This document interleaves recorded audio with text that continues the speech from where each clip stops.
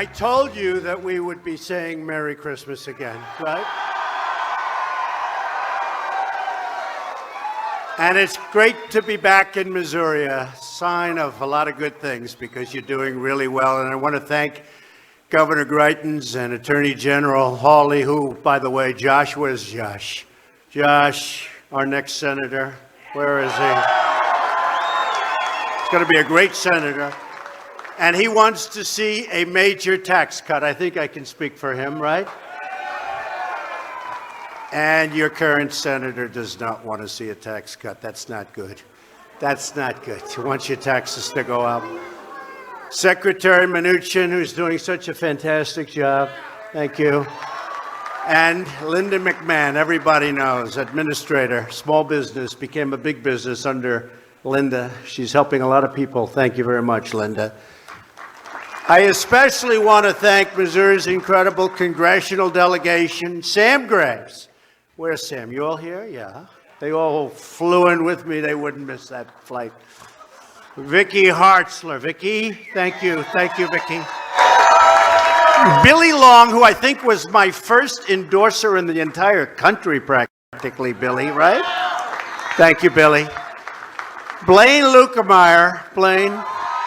Thank you, Blaine. And he was great on television today. I watched him. I got up early and I watched you on television. It was a good interview. Thank you. Very much in favor of tax cuts. Jason Smith and Ann Wagner. Thank you, Jason. Thank you, Ann. And I have two others that I have a lot of faith in faith. Sally Faith. Where's Sally? Your mayor. Hi, Sally. Thanks, Sally. And Eric Schmidt, Missouri State Treasurer. Thank you. Thank you, Eric. You're doing a great job. Just 3 months ago, we came to this state to launch our plan to bring back Main Street by cutting taxes for American families and small businesses. Today, I've come back to this incredible state to spend an afternoon with its amazing citizens. You are amazing. To help push our plan for historic tax cuts right across that finish line. We're going to do that. With your help, we can usher in a thrilling new era of opportunity and growth for this nation that we love so much. Tax cuts have already passed the House of Representatives. Big ones. Big ones. The eyes of the world now turn to the United States Senate. A successful vote in the Senate this week will bring us one giant step closer to delivering an incredible victory for the American people. Massive tax cuts and reform. I don't even mention the word reform because people don't know exactly what we're talking about. For years they have not been able to get tax cuts. Many, many years, since Reagan. And the problem was they talked about tax reform, not tax cuts. I said, don't call it reform, call it tax cuts and reform. So every once in a while we'll add the name reform. But it's tax cuts. We cannot sit, right? That's the governor agrees. We cannot sit idly by and watch ourselves losing in competition to other countries as they continue to take away our jobs because their tax codes are more competitive and less burdensome than ours.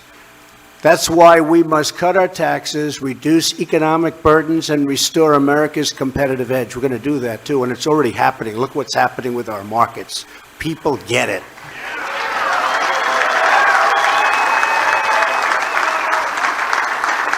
If we do this, then America will win again like never, ever before.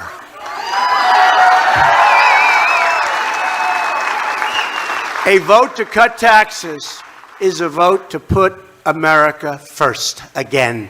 We want to do that. We want to put America first again. It's time to take care of our workers, to protect our communities, and to rebuild our great country. We've spent almost $7 trillion in the Middle East over the last 16 years. $7 trillion. Now I'm taking care of it. We're doing numbers like ISIS has never seen before. We're wiping them out. Terrorists, they're bad. And all of that. But we've spent almost $7 trillion. We could have rebuilt our country 4 times over. And we're going to start spending here. We're going to start spending here. And with that being said, we're going to protect our country, whether it's North Korea or any, but we're going to protect our country like never before. We're going to build up our military and make our product here and make our planes and our boats and our everything here. But we're going to build up our military.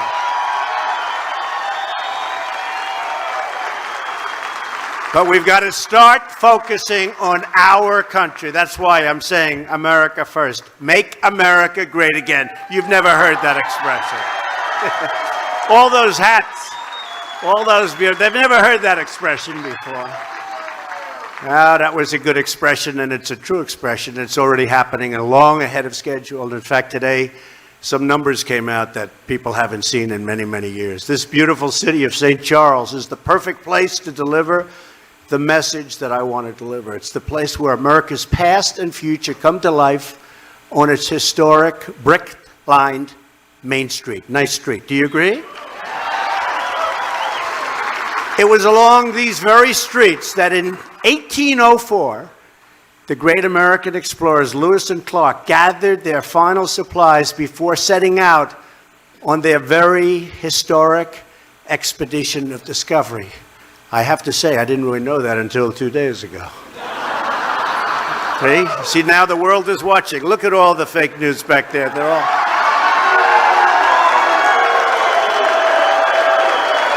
They're all watching. Today, more than 2 centuries later, a new generation of American pioneers begins its own adventure, gathering inside the startups and the storefronts of main streets across the country, blazing new trails into totally uncharted territory of business and technology, and once again, leading our nation into a future of limitless potential. It's what we have in this country. We have the greatest people. It's the greatest country. I love this country so much. Our country was not treated properly for a long time. We're treating it properly. We're treating it with love and with this. We got to treat it with this. And today, just as it's always been, Main Street is the heart of our economy, the soul of our community, and the birthplace of American dreams. But over the years, crippling taxes, massive regulation, and totally disastrous trade deals. Oh, the trade deals. Oh, I get a headache thinking about who made these deals. One after another. WTO, NAFTA, the wonderful deal with South Korea. Remember they said it's going to produce 200,000 jobs? And it did for South Korea. Didn't produce. We lost 200,000 jobs. It turned some of our businesses' main streets into empty ghost towns. You see what's happened. Now we have a once-in-a-lifetime opportunity to restore American prosperity and reclaim America's great destiny. We've already made tremendous progress, far greater than I would have thought. I will tell you this in a non-braggadocious way. There has never been a 10-month president that has accomplished what we have accomplished. That I can tell you. That I can tell you.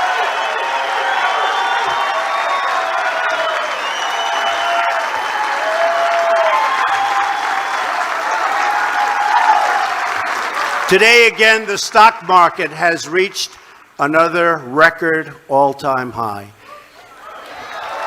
The unemployment rate nationwide is the lowest it's been in 17 years. And 13 states this year have seen unemployment drop to the lowest levels in the history of their state. And I hate to tell you, but Missouri happens to be one of them. We've created nearly 2 million jobs. 2 million jobs. Think of that. We used to lose millions. Now we've created 2 million jobs since I won the election. And I want to say since you won the election. I didn't win the election. You won the election. And we will create countless more if we can sustain the 3% growth rate we have achieved for the past 2 quarters. But we're going to do much better than that. Remember, I used to say we can hit 4 and we can hit 3, and they were all saying, forget it, forget it. It was 1.2. It was doing terribly. We were flat. We were even. In all fairness, the stock market was going this way. And now we're hitting numbers that nobody thought possible, certainly not in this time. And the numbers going up are going to be much better than anybody anticipates. In fact, they're going to say that Trump is the opposite of an exaggerator, the exact opposite. They're going to start saying, Governor, that he ought to be a little bit more optimistic because his predictions were low. Can you believe it? You know, a year and a half ago, they were saying, oh, he can't do that. Now they're saying, that was quick. But by the way, the Commerce Department announced this morning that our GDP, that's the big one, in the 3rd quarter grew even faster than they reported previously. They made a mistake. They were too low. They had it at 3%. By the way, 3%. Did you ever think you'd hear that in less than a year? And now it comes in at 3.3%, which is the largest increase in many years. And if we didn't have the hurricanes, we would have been at 4%. The hurricanes were devastating. And I said they're worth a point. They said they were worth like 0.006. But I said they were worth a point. We would have been at 4%, maybe even over 4%. But we had hurricanes. We took care of them in Texas and Florida. They did a great, great job, amazing job, tremendous leadership, and we're very proud. Puerto Rico has been a very tough situation because of the fact that it was in very, very bad shape before the storms ever hit. But they're doing well there, and it's healing, and it's getting better, and we're getting them power and all of the things that they have to have. But I want to tell you that a lot of brave people in every state. We have great, great people, and it's our #1 resource, believe me. Really great. But in order to achieve this bright and glowing future, the Senate must pass those tax cuts. Bring Main Street roaring back, and that's what's going to happen. This is all done without the tax cuts. And I'm not sure that people even believe the tax cuts. I want to see what happens. And the big day will be either tomorrow or the next day. I would say do it now. We're ready. I said to the Republicans, and I want to tell you, these are good people. They really want to, and I know they get hit hard, the senators, the congressmen, but they're all working hard. It's not so easy. It's complicated stuff. It's not so easy. But we had an incredible session yesterday, and I think we're there. That's why I said, can we do the vote today? What do I know? I'm a business guy. Can we do the vote now? Well, they said, how about Friday? I said, I don't want to wait till Friday. Right, Billy? I said, Billy, can we do the vote? Get me to vote. Well, Billy's already passed it, so. And then what happens, if it passes, it goes into this beautiful committee, this beautiful, I call it a pot. And we mix it up and we stir it up and we bring all the best things out. And you're going to have something, I predict, that will be really, really special. So right now, really is. Really is. So right now, America's tax code is a total dysfunctional mess. The current system has cost our nation millions of American jobs, trillions and trillions of dollars, and billions of hours wasted on paperwork and compliance. It is riddled with loopholes that let some special interests, including myself in all fairness, this is going to cost me a fortune, this thing. Believe me. This is not good for me. Me, it's not so. I have some very wealthy friends. Not so happy with me, but that's okay. You know, I keep hearing Schumer, deuces for the wealthy. Well, if it is, my friends don't know about it. I have to explain why. Now, it is great for companies because companies are going to bring back jobs, and we're lowering the rates very substantially. But right now, we're bringing the rates down from 35%, which is totally non-competitive, the highest industrialized nation in the world by far, and we're bringing it all the way down to 20%. But that's good. That's good for everybody in the room, whether you have a company or whether you want a job, because we're going to bring back jobs. And what we've had is a massive giveaway to foreign countries, which encourage businesses to relocate offshore. And you've seen what's happened. Before this is really, I'm most proud, because as bad as our tax code is, we have Toyota, we have big car companies coming back in, building plants in Michigan and other places. We have a lot of businesses coming back in, and they see what's happening. They see what's going on. That's why they're doing. Our current code is a giant, and really it is. It's a self-inflicted economic wound. It's been that way for so many years, and nobody wanted to do anything about it.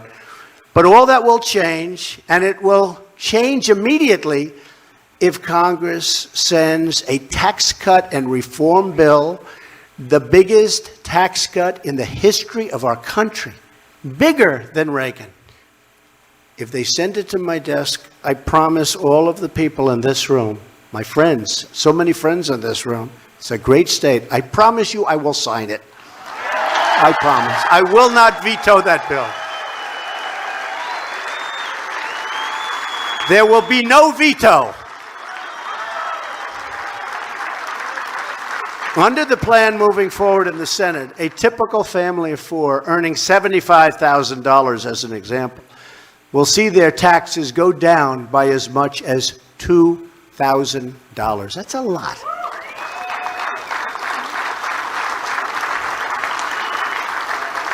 Now, we're doing that not just to help people. We're doing that because it helps our country. You're going to take that $2,000, and maybe you'll save some, and you're going to spend some. And we're going to make product back in our country again. You know, it's going to be made here. It's going to be made elsewhere, but it's going to be made here. We're opening up plants. We're opening up factories, and we're going to be great to small business. Wait till you see the final product. Wait till you see what finally comes out in what I call the mixer. The beating heart of our plan is a tax cut for working families. That's what it is. We're going to make sure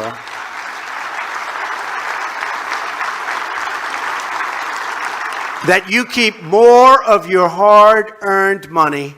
We're going to make sure also that you have a job that you want. You're going to have choice. You know, in education, we now have choice. Good word. Here you're going to have a choice. You're not just going to have one job. You're going to have a choice of many jobs. People are moving back into our country. Under our plan, the first $12,000 of income earned by a single individual will be totally income tax free. Zero.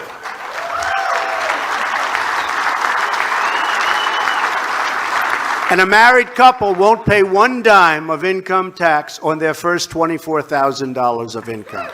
Zero. Our plan will significantly increase the child tax credit and make it available to more middle-class families, because the single most important investment our nation can make is in our children. Do we agree? You agree? You better agree. Families will also benefit from a new credit for other dependents, like a child in college or an elderly loved one. We have our mothers, our fathers, you have your grandparents, you have people that are elderly that have done a fantastic job. They've grown old. You want to help them.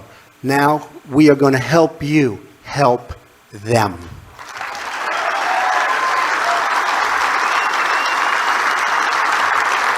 We're also going to eliminate tax breaks and complex loopholes taken advantage of by the wealthy. Who are they? I don't know. I think my accountants are going crazy right now. It's all right. Hey, look, I'm president. I don't care. I don't care anymore. I don't care.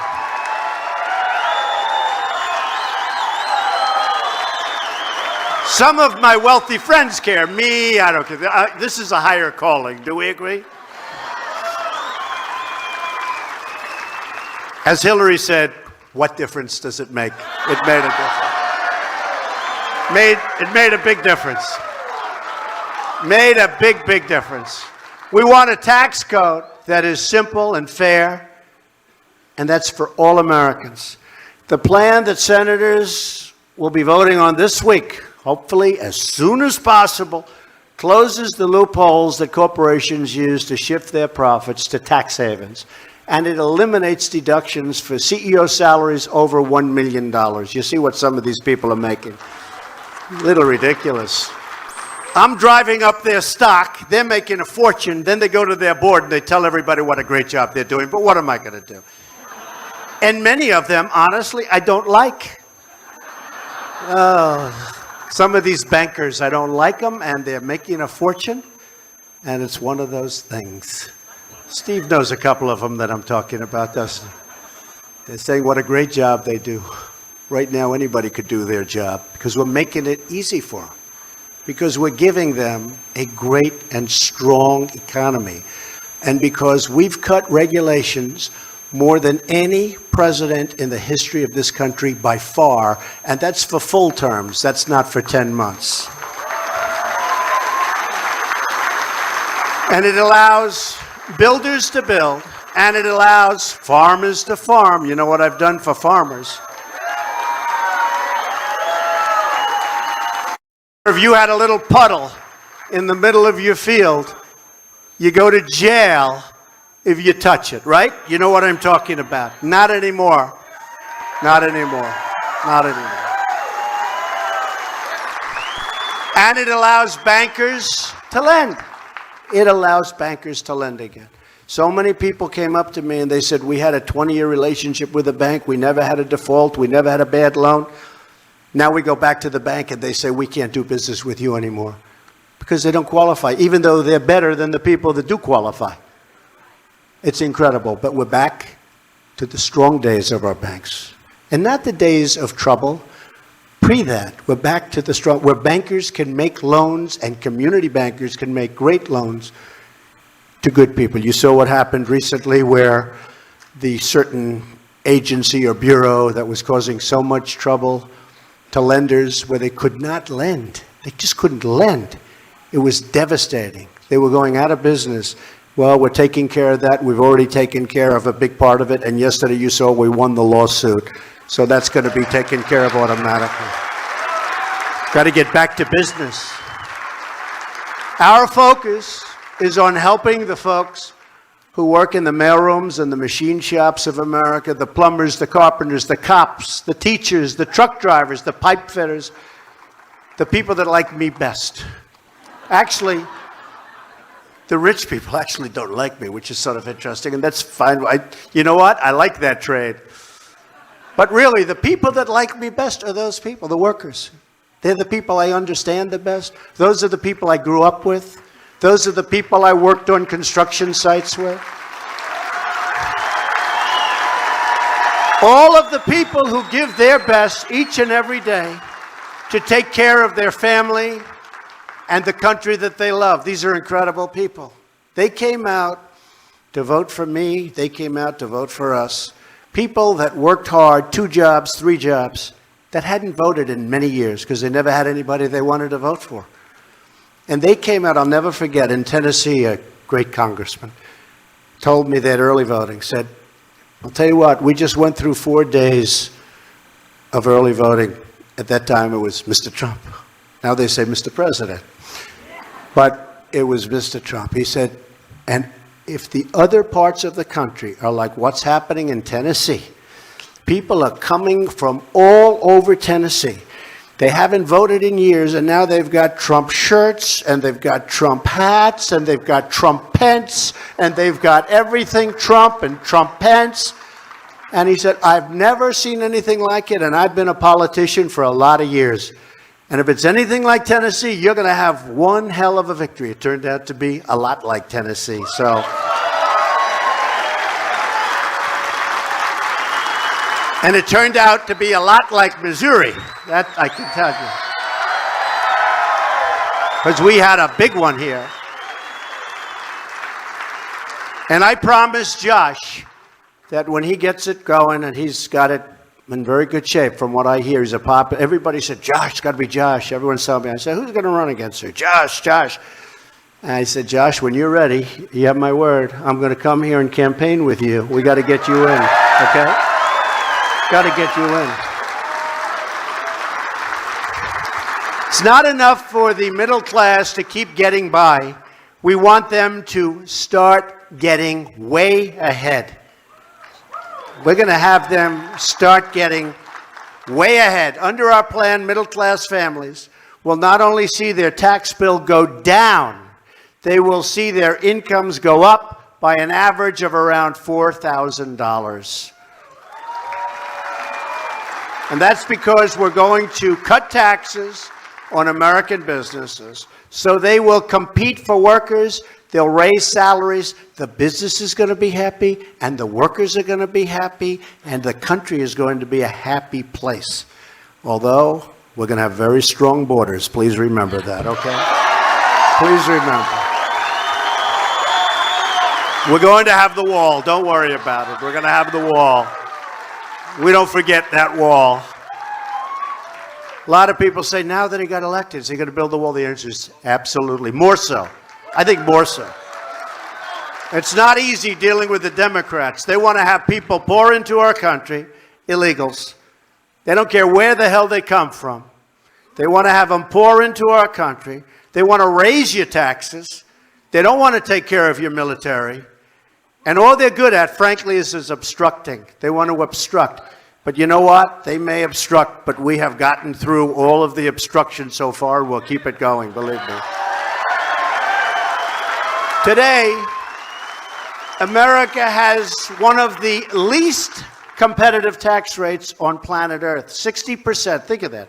60% higher than the average in the developed world. So our taxes are 60% higher.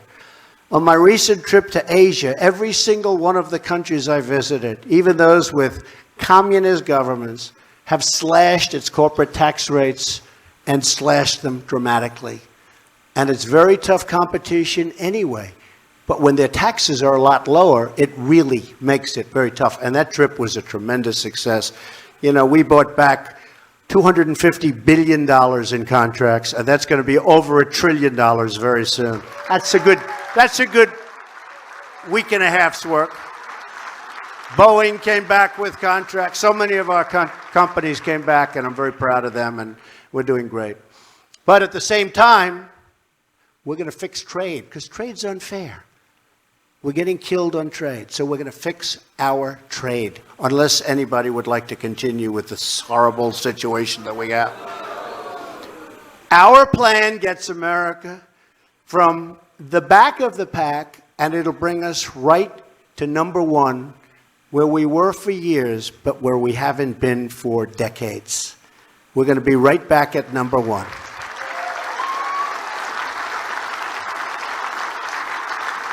And we're going to work on trade, but we're also going to work on military. When we defend nations that are very wealthy, and we do it for almost nothing. I say, why are we defending them? We love them. I won't mention names, but there are a lot of them. We love them. They're wealthy.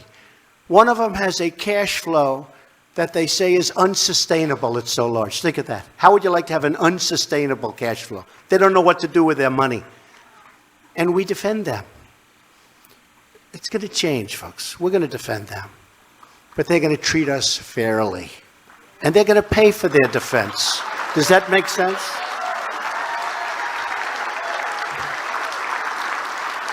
And a lot of this was from many, many years ago when we defended a defeated country, and then they became strong and they became rich, and we just kept the same defense. What happened?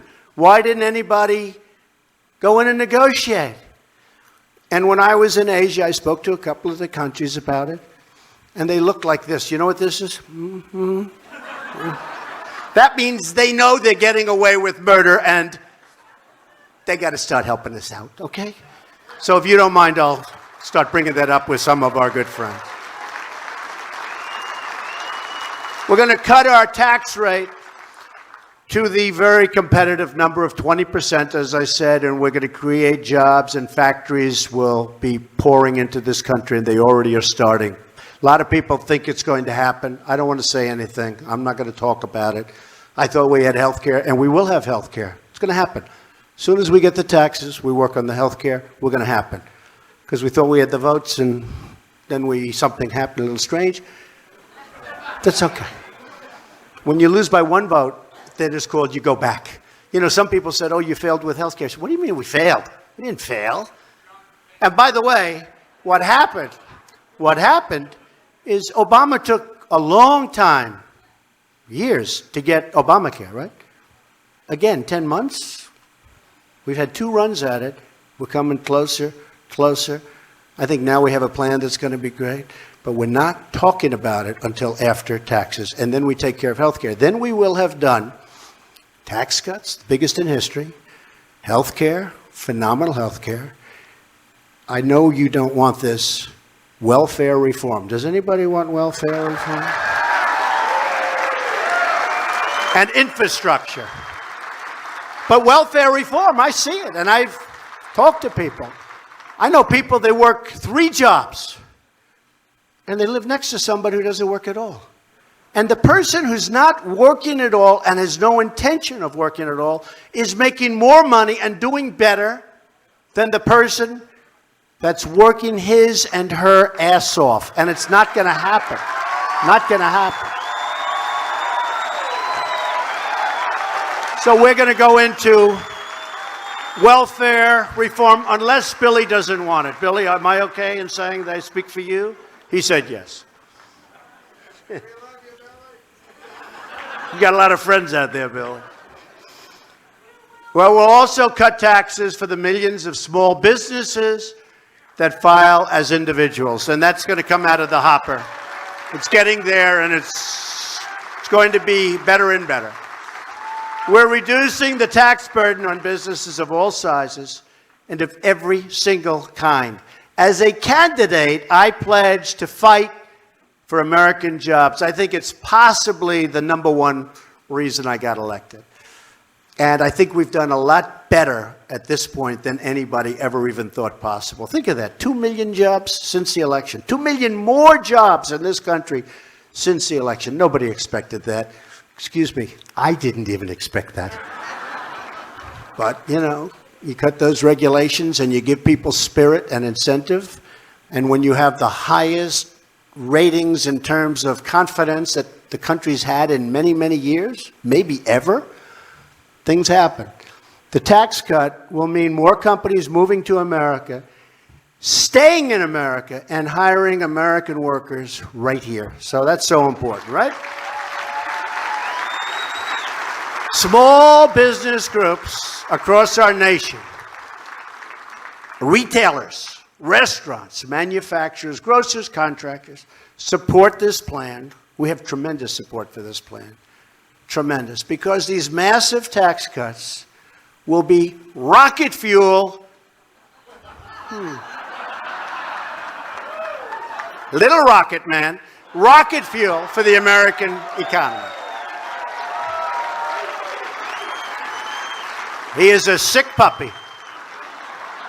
Cassandra Pourlaire, where is she? Where's Cassandra? She's around here. Hello, Cassandra. I met you back there.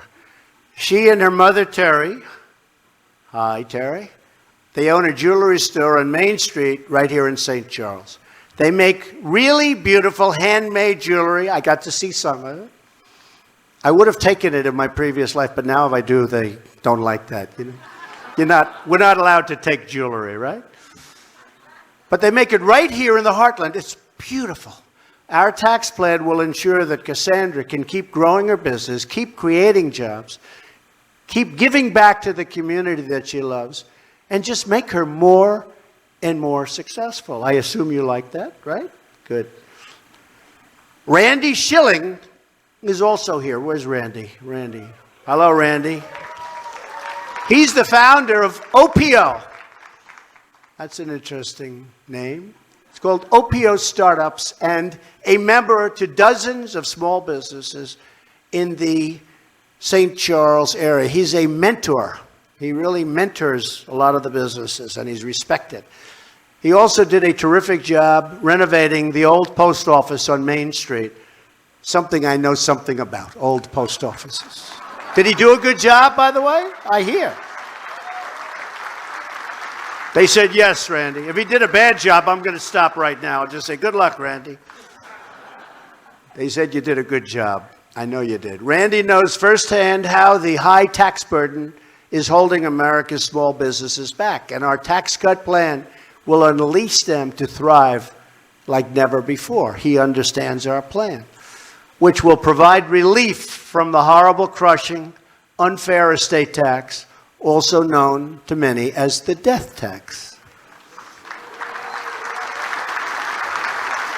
We want to make it easier for loving families to pass on their life's work to their children. Be nice. Be very nice, right? That's a tough one. The Democrats fight that one, I think, harder than any other thing that we're doing. They fight the death tax. They don't want it. They don't like it. They don't want it. It's one of those things. But that is one of the hardest things. I have to be honest. I see people right here. They're obviously very rich and they love their children, right, in this group. They love their children. They're very rich. They want to pass on what they have without having to have the kids sell the property, mortgage up half of it. And but the biggest problem we have on that one, these Democrats are being brutal. And, you know, I call them obstructionists, but they want to stop the estate tax. They want to stop the death tax from, you know, being rescinded. But we're going to try our best on that one. Our economy will receive another enormous boost as trillions of dollars in wealth that's parked overseas will be able to come back to our country. Now, this is one that's interesting because for years, Republicans and Democrats agreed. You have Apple and you have these great companies having billions and billions of dollars overseas. Now, who doesn't want the money to come back? But to show you the lack of leadership that this country had in the past, the Republicans want it and the Democrats want it, and nothing ever happened. You could have passed that one easy. In fact, we're just throwing it into this bill. I could have had a separate bill on that one. I think, don't you agree, fellas? I could have had a separate bill on that one and gotten it passed in record time. But I figured I'd put it here, because it is actually popular. But it used to be $2.5 trillion. You know what that is? Trillion. Money you can't bring back in. It's prohibitive, both in complexity and in the amount of tax you have to pay. So nobody brings back in. $2.5 trillion. But $2.5 trillion I've been saying for 6 years. I think now it's $4 to $5 trillion. All that money is coming back into the United States, and it's going to be invested in our country instead of sitting and helping others. We want our own help. It's sort of an easy one. Last year, American multinational companies left more than 70% of their foreign profits overseas because the current tax system penalizes them for bringing that money back home. They actually get penalized. Our plan switches to a territorial tax system that encourages companies to return their profits to America, right here to the United States, where that money belongs, going back to work for you. Territorial. If we want America to thrive in the 21st century, then we must stop running from the competition. And instead, we must start totally winning and winning and winning again. Remember when I used to say, we're going to win so much?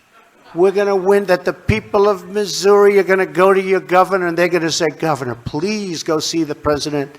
We can't stand winning so much. Remember, I used to say that, right? I used to say it, and that's what's happening. That's what's happening. And then the governor's going to come to that beautiful historic Oval Office. He's going to say to me, Mr. President, the people of Missouri cannot stand all this winning. They don't want to win so much. They love the old way, where they had lousy job numbers, lousy economic numbers, lousy. They loved it.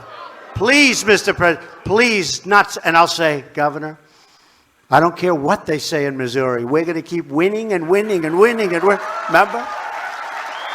That's right. I used to say that. I had fun with that.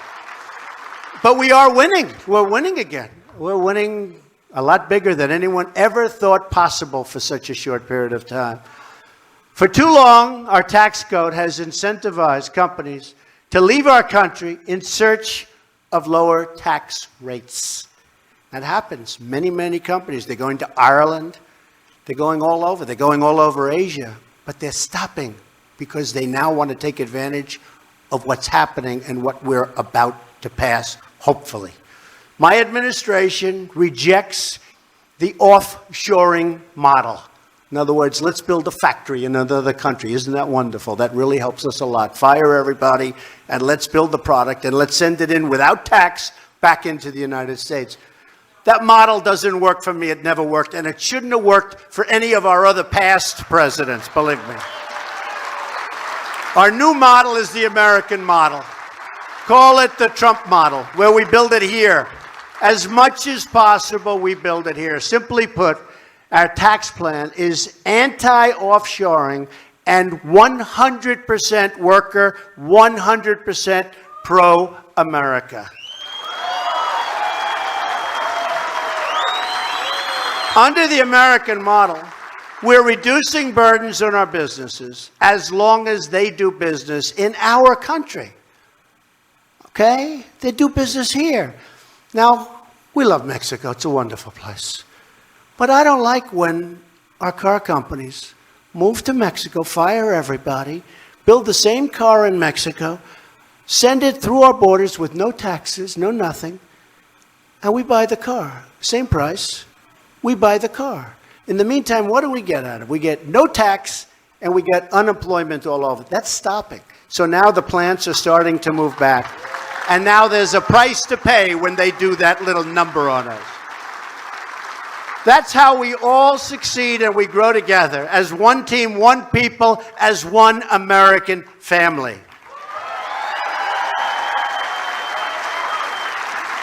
This week's vote can be the beginning of the next great chapter for the American worker. To summarize, our plan cuts taxes for the working and middle-income families. It nearly doubles the amount of income taxed at the rate of 0. It lowers tax rate. It expands the child tax credit.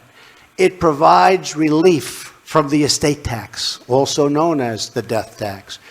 It cuts small business taxes. It reduces the corporate rate from 35% all the way down to 20%. And it provides a one-time low tax rate to return corporate money parked overseas, trillions and trillions of dollars. This is the right plan. This is the right time. We have a moment in time. The Republicans have the Senate. The Republicans have the House. The Republicans have the White House. It's very unusual. Very unusual.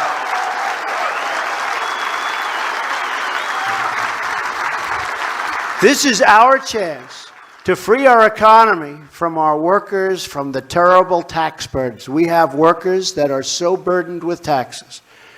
We're freeing our workers from those terrible burdens.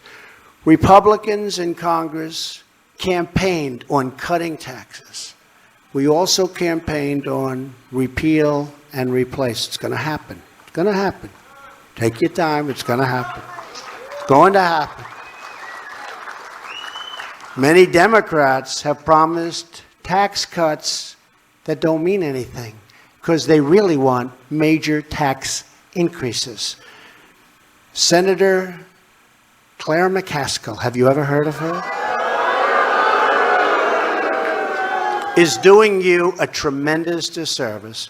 She wants your taxes to go up. She's weak on crime, she's weak on borders, she's weak on illegal immigration, and she's weak on the military. Other than that, I think she's doing a fantastic job. But now comes the moment of truth. In the coming days, the American people will learn which politicians are part of the swamp and which politicians want to drain the swamp. If you make your voices heard, and call up your congressmen, and they've been terrific, and call up your senators, and they have been totally terrific. Most of them have been incredible. They really are. They're really friends of mine. They've been incredible.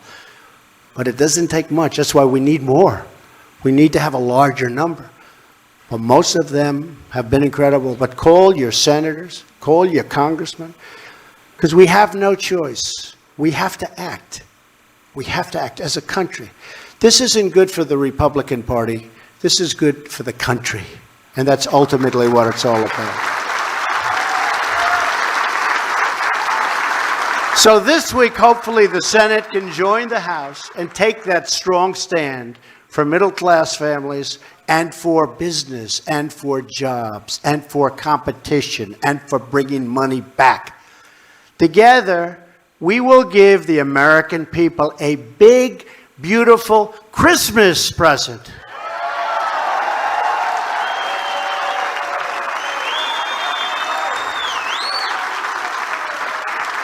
And remember, I was the one, when I was here last time, I said, we're going to have Christmas again. I was the one that said, you go to the department stores and you see Happy New Year and you see red and you see snow and you see all these things. You don't see Merry Christmas anymore.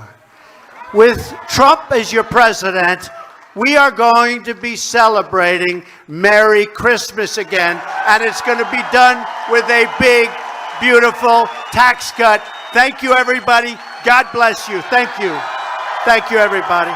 Thank you very much.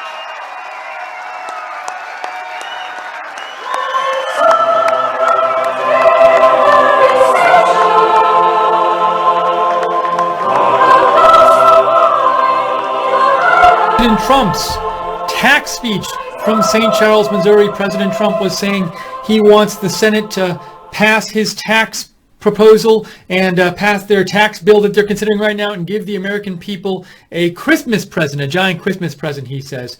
And he says it'll be good for the economy. And he talked a bunch about the tax proposal, but he also talked about some other things, talked about how he's committed to building the wall, still committed to repealing Obamacare. What else did he mention?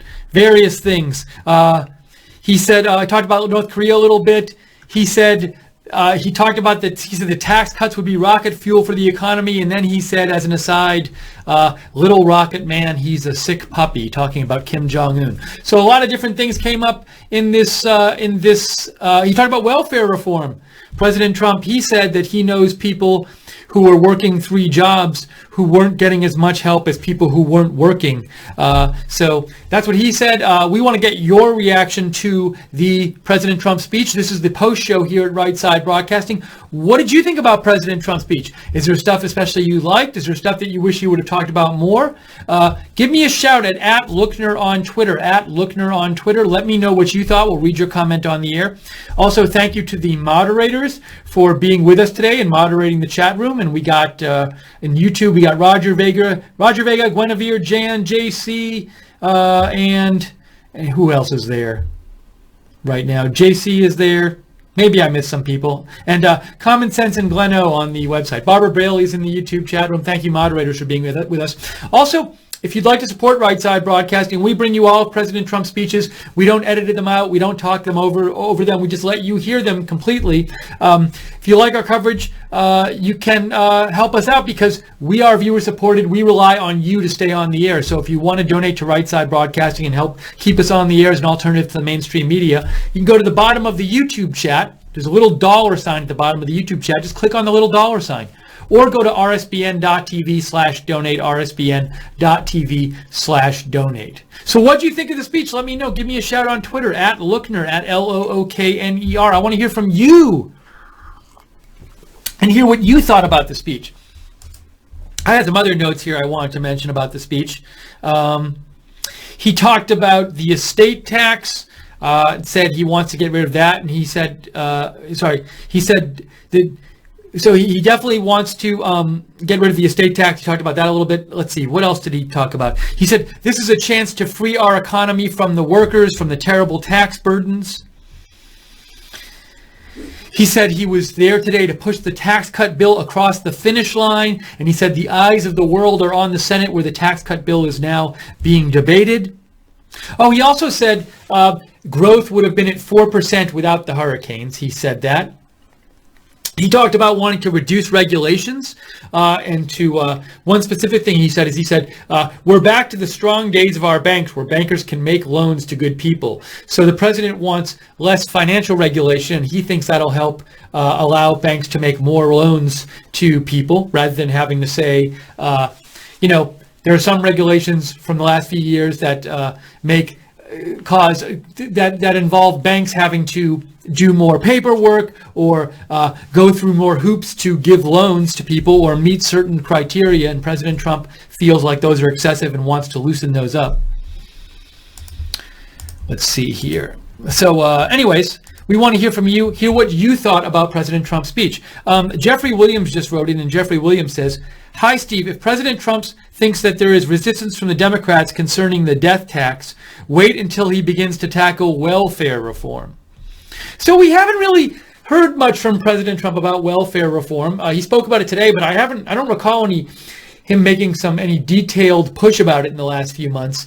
And you're saying, Jeffrey, you think there'll be even more resistance to that than there is to getting rid of the estate tax, or raising. Is it getting rid of or raising the current plan? Is it getting rid of estate tax, or is it like raising the amount that raising the amount that people can make before they're exempt from it? I think it's getting rid of it. Let's see.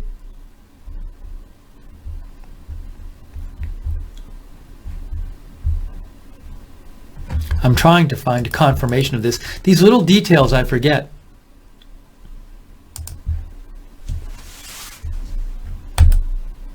I can't find an easier answer here. I believe the proposal being considered in the Senate is to get rid of the estate tax. But I think there've been different debates on what to do. Either get rid of it, or they could end up modifying it rather than getting rid of it. Anyways. Ronnie Mercer says, "The only thing that bothers me about the speech is the obvious. It only takes 3 rhinos to kill the tax bill. Will we see a repeat of health care?" So they need the Senate. In the Senate, there needs to be, they can only lose 2 Republican senators, because right now they have 52 to 48 majority in the Senate. And if they lose 3, it's 49-51 and they can't pass the bill. If it's 50-50, the vice president can cast a deciding vote. So you think, Ronnie, there might be a risk of some Republican defections killing the Senate version of the tax bill. You could be right. We'll have to see. MAGA Land writes in, "President Trump killed it as always. Good shots at Rocket Man and Hillary. Seems very relaxed, certainly not remotely concerned by Mueller.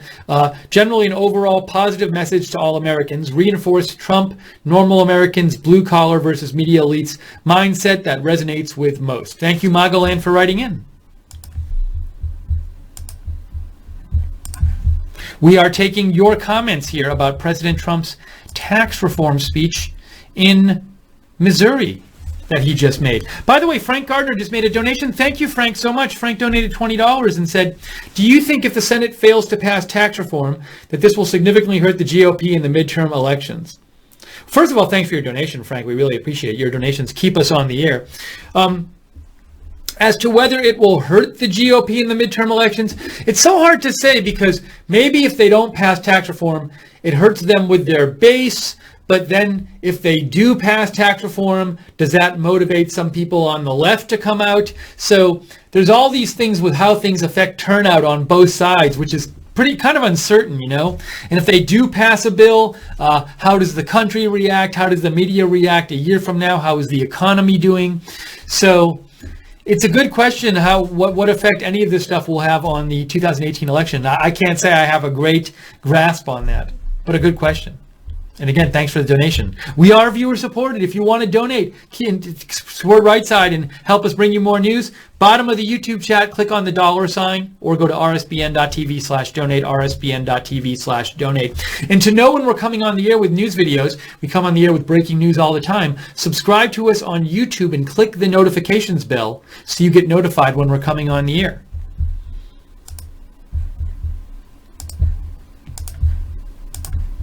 And again, we are taking your comments. Write to me at @Lookner on Twitter if you have comments about President Trump's speech.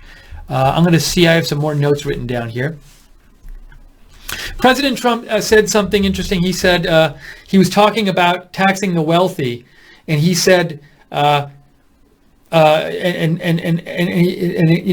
said about taxing the wealthy more, and he said, "My accountants are going crazy. That's okay. I'm president. I don't care anymore. Some of my wealthy friends care. Me, this is a higher calling." President Trump also said, the beating heart of our plan is a tax cut for working families. We're going to make sure you can keep more of your hard-earned money. And he also said he would not veto the bill. He said, I promise you I will sign it. I will not veto that bill. There will be no veto. So President Trump is saying that if they pass a tax bill and they send it to him, he will sign it. Presuming it's something like he wanted, I would assume.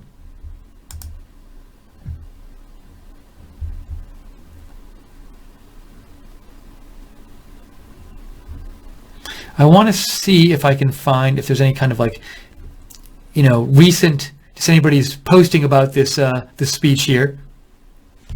Oh, and the exact quote he said from the speech at the end was, with Trump as your president, we are going to be celebrating Christmas again, and it's going to be done with a big, beautiful tax cut.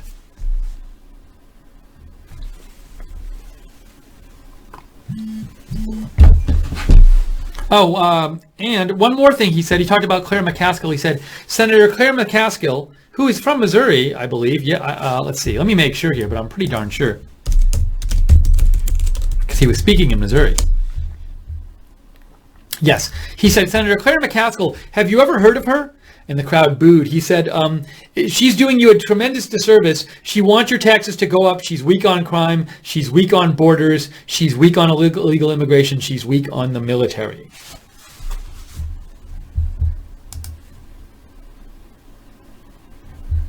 Stretch Armstrong says, thumbs up for the Californication theme song. What did you think when he played the Air Force One theme song during his election victory speech? I'm not aware of the Air Force One theme song. You mean the theme song to the movie Air Force One? Is that what he played? That's interesting. I'm going to Google this right now.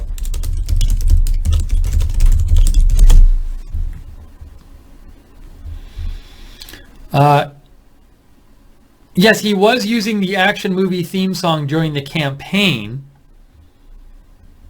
I see an article that says he was asked to stop using the Air Force One music at some point during the campaign.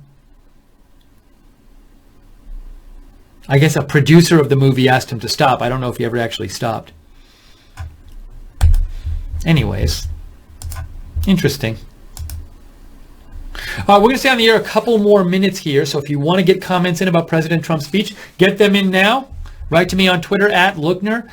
Speaking of Twitter, you can follow Right Side Broadcasting on Twitter at RSB Network, and I post about breaking news all the time. If you like breaking news, you can follow me at Lookner. And you can also follow Right Side Broadcasting on Facebook, Right Side Broadcasting on Facebook.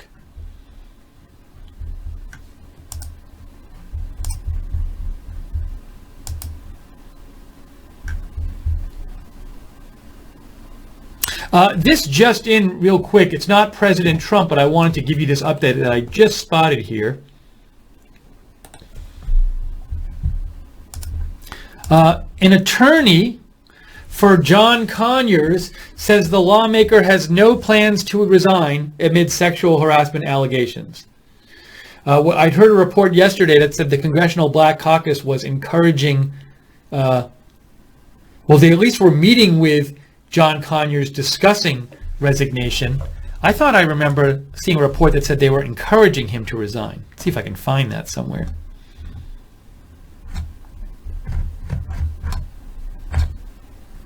Well, if this was working, let's see. I'm going back because I retweeted a tweet about it yesterday.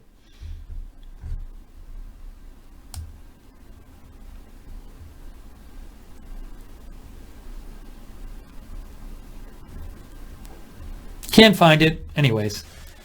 But he has been under, some people are pressuring, on the left are pressuring him to resign. But his attorney says he's not going to resign.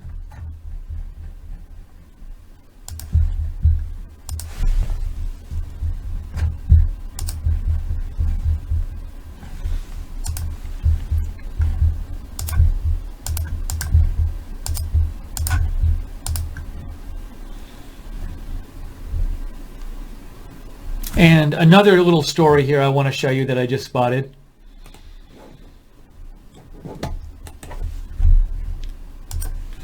The House of Representatives will vote today to require workplace harassment training for members and staff in each session of Congress, a move congressional leaders describe as a first step. So a lot of you probably know Matt Lauer was fired today from NBC over allegations of harassment, and radio host Garrison Keillor was fired by, I think it's Minneapolis Public Radio or Minnesota Public Radio, over allegations of inappropriate behavior.